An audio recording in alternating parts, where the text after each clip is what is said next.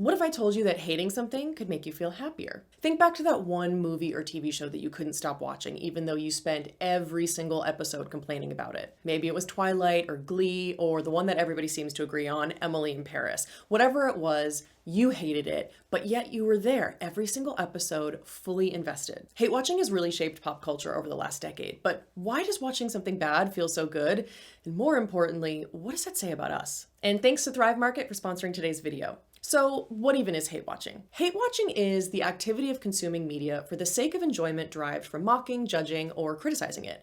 You might watch a show and hate it for the badly written scripts, the unlikable characters, the plot inconsistencies, the terrible acting, but something about it just makes you not look away. For example, you might be watching every season of Pretty Little Liars, even though you hate the characters and the plot holes, and you constantly ask yourself why you keep tuning in. Or maybe following an inflammatory public figure like Tom Sandoval on social media just to see what ridiculous drama he'll get into next. Or following influencers you hate so you can snark on them on Reddit or send their videos to your friends. Or even tuning into a news channel with like a political bias you disagree with so you can make fun of their opinions. You know, you don't necessarily enjoy seeing it, but it's kind of hard to look away, like a car crash or JoJo Siwa. Hate watching is more pervasive than ever, with media like The Bold Type, Glee, Riverdale, Suicide Squad, The Kissing Booth, 50 Shades of Grey, the endless stream of Netflix, Christmas movies that are just raking in money and series renewals despite pretty overwhelmingly negative reviews. So where does hate watching come from and why do we do it? The earliest reference to hate watching that I could find is traced back to the early 20th century with Florence Foster Jenkins, a classical singer who drew crowds in New York high society during the 1920s, 30s, and 40s, specifically to hear her notoriously terrible singing. Even well-respected figures like songwriter Cole Porter were among her quote-unquote fans, appreciating the unintentional comedy of her performances.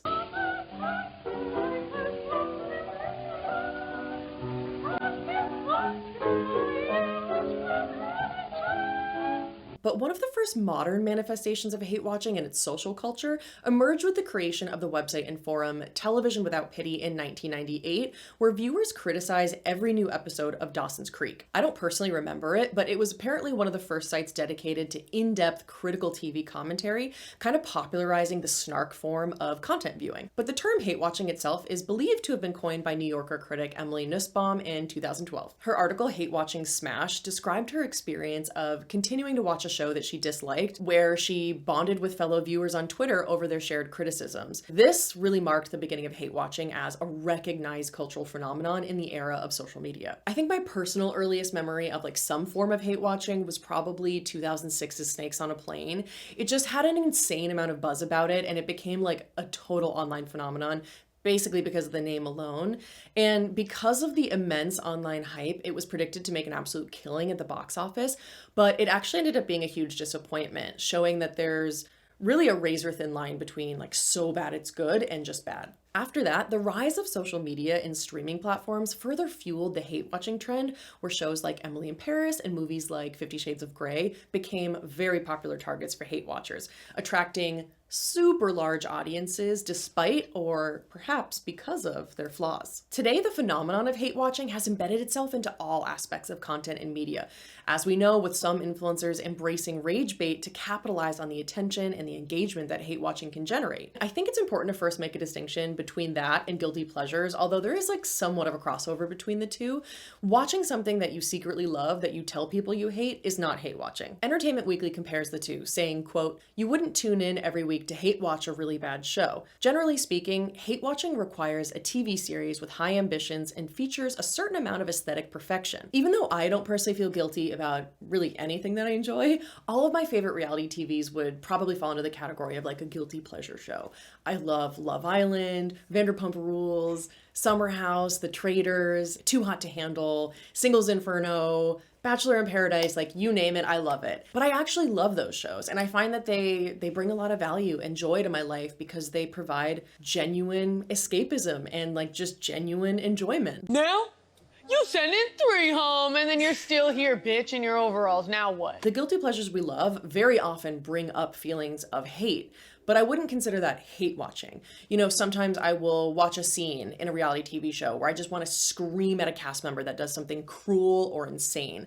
Like on Love Island, when someone brings a new partner back from Casa Amor, you know, breaking their other partner's heart in the process. And while that may make me want to pull my hair out, it's not hate watching, because it's really those elevated emotions that fuel that experience, but the primary emotion is still positive. And we'll get into that in a little bit, but first I just want to take a quick break to thank Thrive Market for sponsoring this video. If you don't know them, Thrive Market's a membership-based online grocery store trying to make healthy living accessible for everyone.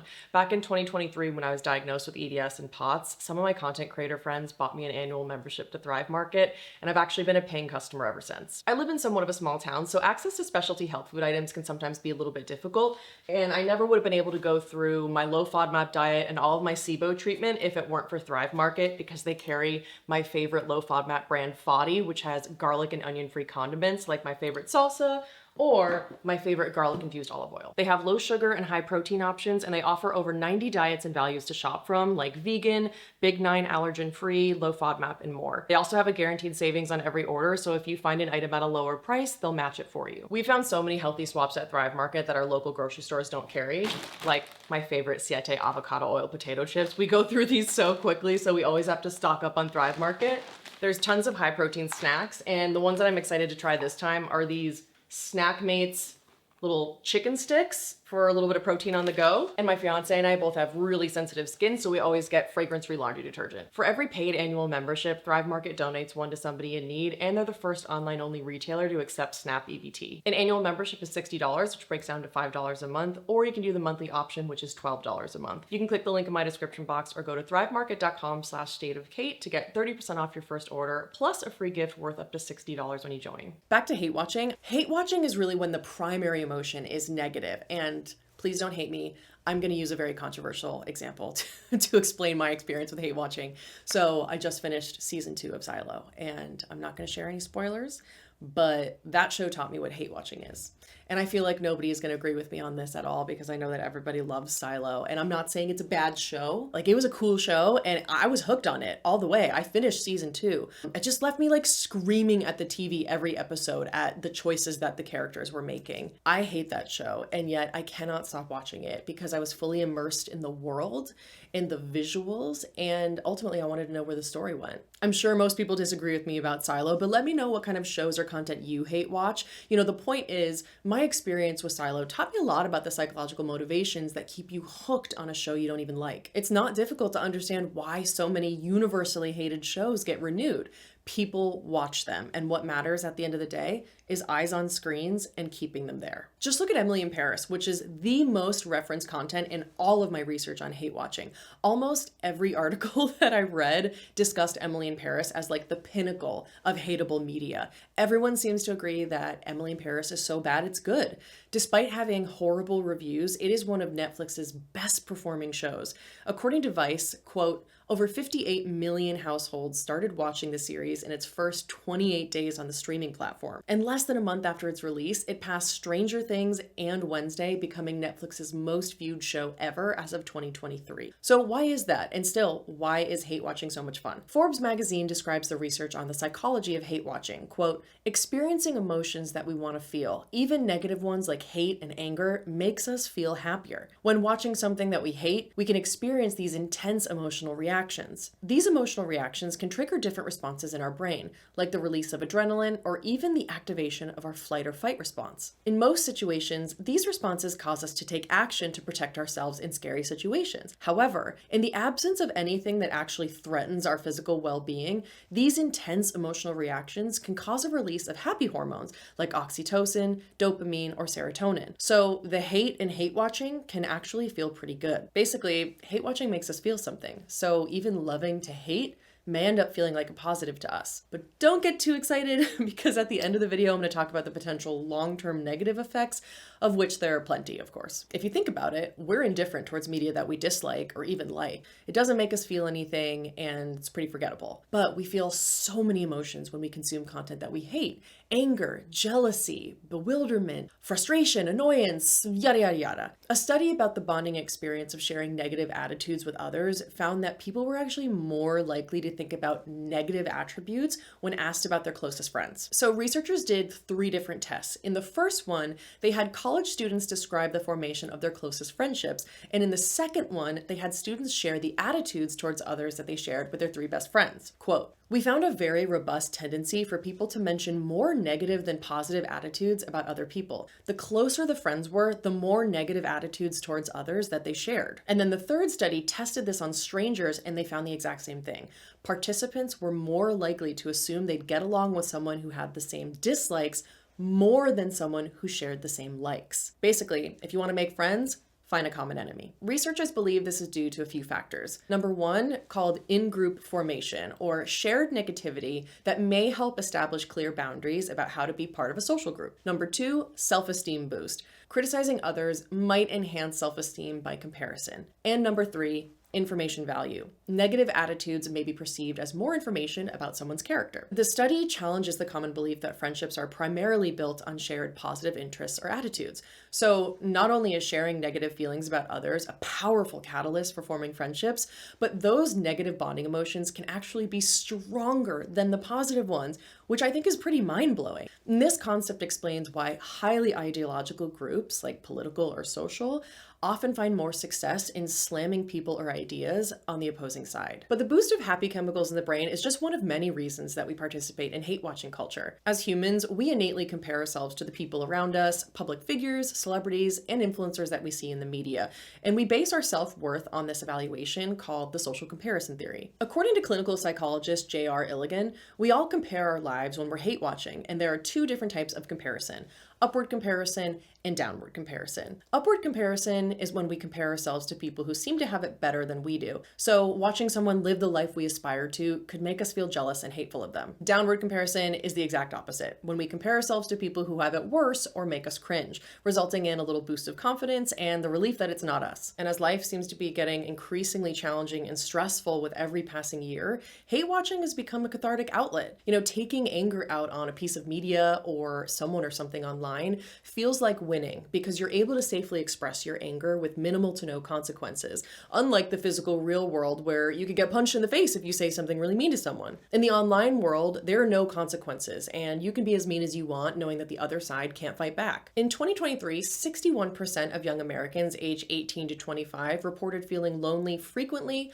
almost all the time, or all the time. While the older generation was assumed to be lonelier, research actually found the opposite, and that those 65 and older actually scored lowest on the loneliness test. This research really tells us what we already know, which is that it's hard to be a young person today. Not only are they living through a very tough transitional time as it is, but young adults have seen increased use of social media and technology, declining participation in community activities, and they lived through some of the most important and formative years of their life during the pandemic, which just exacerbated feelings of isolation. A 2021 Pew Research Center survey found that most Americans believe young adults have it substantially harder than their parents when it comes to saving for their futures, paying off student debt, and buying a home. The chronically online nature of kids and young adults today makes it really difficult for them to learn how to separate reality from what's perceived online and develop face-to-face interpersonal relationships. In a culture that is tough and isolating, hate watching gives us an outlet to feel a part of a community. When we consume media that we hate, we're able to see ourselves in the way that others express themselves, making us feel like our beliefs are supported and validated, aka it bonds us together. One high schooler recounted watching Twilight for the first time. Quote, "At one point, a whole group of my friends watched the first Twilight movie together at a sleepover,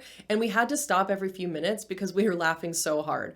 For me, it has the same appeal as a comedy. It's just funny." According to Science of People, quote, "Humans desire structure and certainty in their social lives. To establish that, people naturally divide into in-groups, or social circles where everyone feels like they belong with one another, and out-groups, or people who exist outside of social circles and are typically not welcomed into them. When people declare their dislike for others, it helps people understand the boundaries between social circles.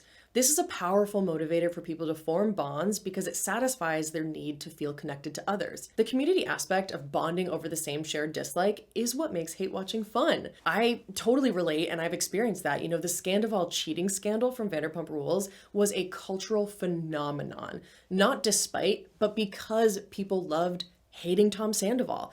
Reddit threads and watch parties turned moral outrage into a fun sport. And I totally participated in that. I mean, my fiance John and I love watching Vanderpump Rules. We laugh all the time over how much of a fool Tom Sandoval is. And it's genuinely fun. Like, you know, if I think about it on a deeper level, I guess it does make me feel a little bit better about myself. You know, the entire world hated Tom Sandoval at one point. So, hey, I may not be perfect, but at least I'm not that guy. I'm pretty sure that Tom Sandoval was cast in the most recent season of The Traitors US because producers knew that people would tune in to see what dumb shit he'd say. And they were right. Tom's gonna get a record deal. And you're like, meow, meow. Anybody but Tom.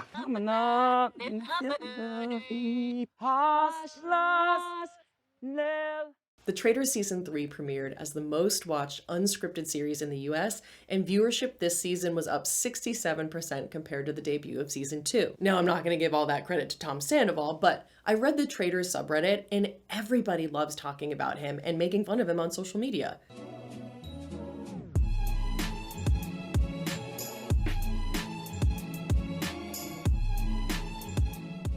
Another personal example, I love watching Love Island while I'm reading along with the episode recaps on Reddit, so I can see if people agree or disagree with my take. And I do like the validation that comes with it. You know, when I see that a lot of women share the same perspective that I have on a contestant. And as much as I adore my fiance John for being a gem and watching my shows with me, I can't engage with him about Love Island the same way I can as the Reddit community. Validation can be super powerful. Knowing that other people share your beliefs and react to media and culture the same way definitely makes us feel less alone. At least it does for me. It's the kind of community bonding whose only requirement is to hate the same thing. And an obvious reason for hate watching is escapism. You know, sometimes we just need a break from the stress of our own lives and we want to see the drama that someone else is going through. I love when a 30-part series about someone's crazy drama pops up on my TikTok feed because that drama has nothing to do with me. And of course, there are also negative reasons for hate watching. There's definitely an aspect of virtue signaling where the hate watchers want to feel like they're, you know, holding people accountable for their behavior or showing off what a good moral person they are above everybody else. They act like sending someone hate is holding them accountable, when in reality, all it does is make the commenter feel better about themselves and provide the public figure with some form of engagement. As I set out to understand hate watching beyond my own experience, I polled my Instagram followers and I got a lot of really fascinating responses. Someone said, I like texting and yapping with my best friends about how bad or stupid the media we consume is. Another person said, I wondered if we enjoy it because it makes us feel better about ourselves. I hate watch Emily in Paris because it's fun to insult the characters, but that's fiction, so it's different. Escape from reality, yes, but mostly keeping up to date because I hate follow popular accounts. It depends. Sometimes hate watching makes me feel better about my own life. Another person said, I literally cannot. I just don't want to waste my life like that. Oh, this one's interesting. I love when karma eventually comes around to them and I want to see in real time. Another one said, that sounds like a serious waste of time. I recently started watching TikTok shopping live and I'm fascinated. It makes me feel like I'm better than them. Reality TV is an escape from the hellscape we're living through. I don't have to think. I hate follow influencers with the hope they will become better people and for laughs. I read people's comments on forums who hate watch stuff. It's a mildly entertaining read, but I never hate watch. Didn't even know this was a thing. Here for the responses. I think hate watching is weird and unhealthy. Why would you want to be angry? Can't do it. If I'm not enjoying it, it's not worth my time. Award shows let me get all my judgmental bitchiness out in the safety of my living room. I don't get it. I feel like I don't have enough time as it is to pursue things that bring me joy. I don't know if hate watching per se, but I watch reality TV. It's the train wreck I can't look away from. It's an escape from reality, junk food for the brain. It's cathartic because you can rage about it and there are no consequences. I hate watch definitely for the community. It's fun to watch something with friends, and usually hate watching involves critical thinking of like, why don't I like this? It's fun. I don't hate watch anymore. I do read snark Reddits mostly just to defend influencers and friends. I hate watch in hopes to see a bad seed receive karma they earn from their bad behavior. For me, it's a way to analyze society and its issues in a way that's also fun in a snark way. Conflict is entertaining, plus community and having a common enemy. Escape, release, community. And I'd love to hear more from you. What is your personal experience with hate watching? Do you agree or disagree with any of these responses? It isn't just the psychology and sociology behind hate watching that keeps us engaged. It's also the culture that we live in. Hate watching and evolving forms of criticism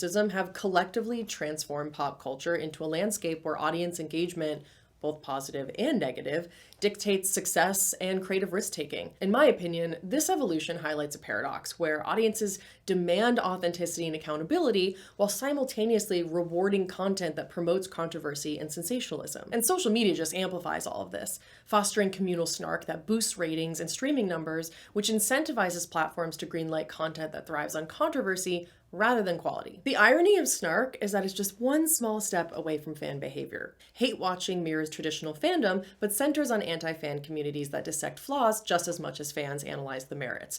An example of this is Tommy Wiseau's 2003 movie The Room, which achieved cult classic status because it was so widely hate watched. Same thing with Rebecca Black's song Friday that was released in 2011. And I look back at that as a great song. I sing it in my head every Friday. And it was the most disliked video on YouTube's history, and it achieved 100 million views, which was super rare for the time. The song's journey from the worst song ever to Gen Z nostalgia anthem through TikTok revivals shows how hate watching can sometimes turn widespread disdain into artistic legitimacy. In our culture of criticism, tech companies like streamers and social media platforms are well aware of our psychological pull towards hate watching, and they're cashing in on it. Christina Dara writes in the New York Times, quote, "Tech companies recognize an unfortunate truth. Incentivizing our worst impulses is far more lucrative than harnessing our best ones. In this context-free void, an eyeball is an eyeball, whether the brain behind it is being flooded with dopamine or adrenaline. A click is a click, whether you're glad or mad. The number one goal for a streamer or a social media site is to keep you on their platform. And if rage bait is what makes that happen, so be it." And it's not that the streamers are making content to necessarily be consumed as hate watching, but as Dara said, they don't care why you're watching or scrolling, they only care that you are. Netflix's renewal decisions are heavily determined by whether viewers finish a season, not why they finish it. So whether viewers love or hate a show, completion rates just really drive the promotion by an algorithm, which creates this feedback loop where poorly reviewed shows like Velma, for example, get renewed purely through hate-driven viewership. At the end of the day, if they're keeping you on the platform, that is all that matters. HBO's The Idol became their most watched series of 2023 through hate binging, where viewers watched all the episodes at once to fuel online takedowns and discussions. The audience reception was horrible. The show was absolutely trashed online for being exploitative and, frankly, in my opinion, gross.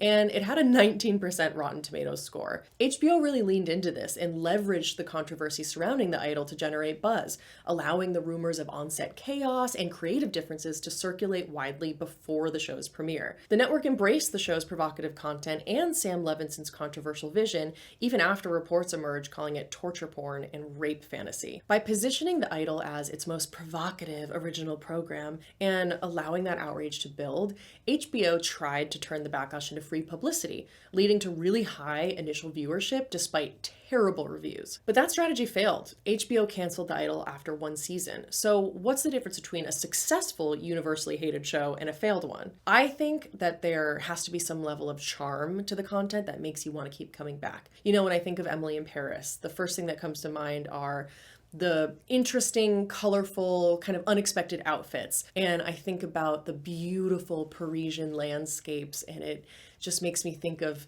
you know, being whisked away on a wonderful vacation, and visually it's just like candy. Only when I start watching do I remember how annoying and insufferable the characters are. Despite the annoyance, Emily in Paris has charm, and considering it's on its 4th season, they know what they're doing. Take Riverdale, a show with 6 seasons that's been described as infamously terrible. Not me. I dropped out in the 4th grade to run drugs to support my nana. That means you haven't known the triumphs and defeats, the epic highs and lows of high school football.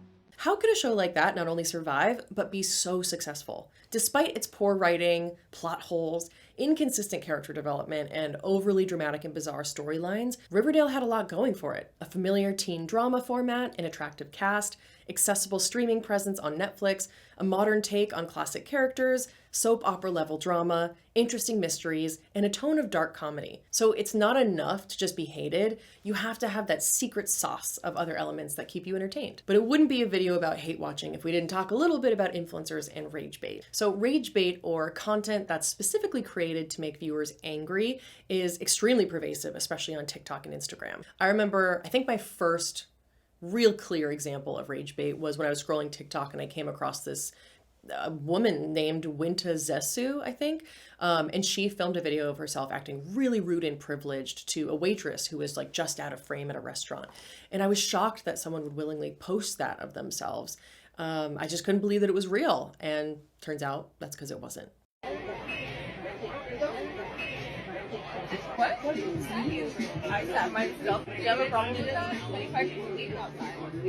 What's the problem with me at the situation? Winta created an entire character specifically with the purpose of making people so mad that they would leave tons of comments on her videos and boost views on her page.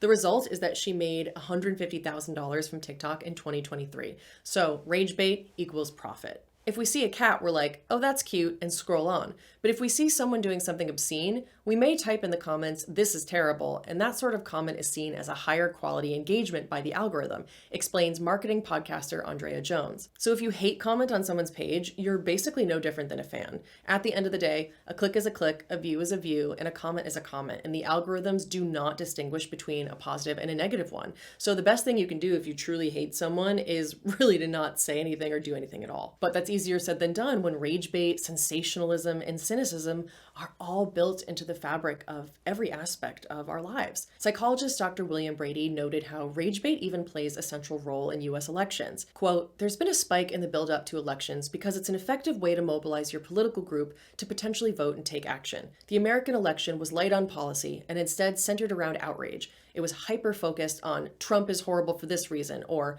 Harris is horrible for that reason." So at what point does hate watching and rage bait become problematic? While hate watching can be fun in the moment, it definitely can have negative consequences. So first, whatever content you engage with is what the algorithms will show you more of. So your streaming and your social feeds could become a slew of content that you really dislike. But more importantly, I find that on the rare occasion where I'm truly hate watching something, it gives me the same feeling as eating candy. You know, it's like nice in the moment, but it leaves me feeling a little empty and a little irritated afterwards. You know, we can even start craving that feeling, and the addiction to cynicism can just spill over into our real lives, our jobs, our relationships, and our general mood and outlook on the world. When we zero in on just the negative aspects of the content that we consume, it makes us more inclined to point out the bad aspects of our own lives. And this addiction can lead to withdrawal from real life and immersion in a virtual world of just negativity and judgment. Now, that may not sound bad, but there are real effects. Hate watching can desensitize you to harsh criticism and attacks, making you more prone to engaging in hate speech in other areas of your life.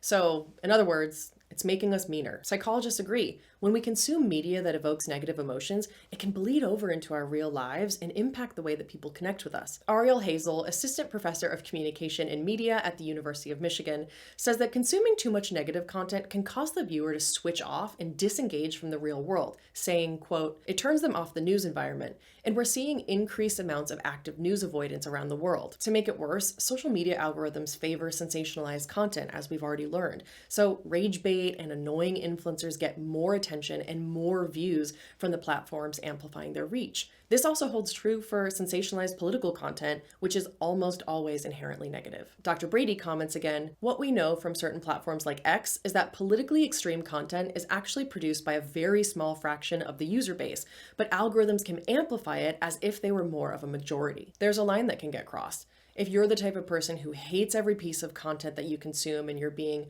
super judgmental of everyone and everything, that's when it starts getting into kind of unhealthy territory." Psychologist J.R. Illigan mentions that if you set out to cancel everyone and make an impact on their real lives, that crosses a line into being a bad person. But if you can recognize the reason for your propensity to hate watch, then there's really no reason to feel bad about it. All the experts agree. If you're finding yourself miserable, more self-critical, pessimistic, or more anxious, it might be a sign to reduce your hate watching and instead focus on the things that bring you true joy. So as we navigate this digital world, we should strive for balance, because hate watching, as we've learned, is not all bad. But it's about balancing the things we truly love with the things that serve as an outlet for our frustrations. I hope you liked this video. Thank you, Thrive Market, for supporting the channel. I loved writing and researching this video. I think it might actually be maybe my favorite I've ever done. I have wanted to explore this topic for ages, and I feel like I could do just like a whole separate video on the subculture of reality TV watchers on Reddit, on the epidemic of the "they could never make me hate you" comments, or even like musicians like Rebecca Black and Addison Rae and how their rebrands were so successful after years of hate, or maybe the scam of influencer wellness culture. I don't know, let me know what you think, but thank you so much for watching. I will see you soon in another video.